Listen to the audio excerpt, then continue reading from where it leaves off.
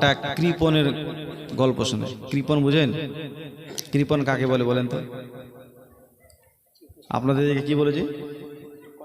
বখিল, বখিল, কঞ্জুস, কঞ্জুস, মাক্কিজুস। তো একটা কৃপণ লোক ছিল, বড্ড কৃপণ, বখিল। ও দান খায়রাত করতো না। আল্লাহ যেমনই ওকে ধন দৌলত দিয়েছে তেমনই কৃপণ।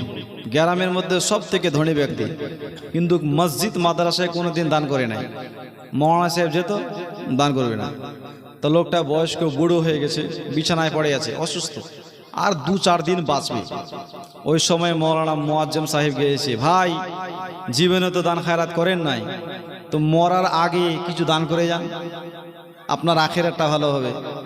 তো ওই বখিল উত্তরে বলেছিল, মৌলানা সাহেব নিজের জীবনটা তো দান করছি, এর চাইতে বড় দান আর কি আছে বলেন?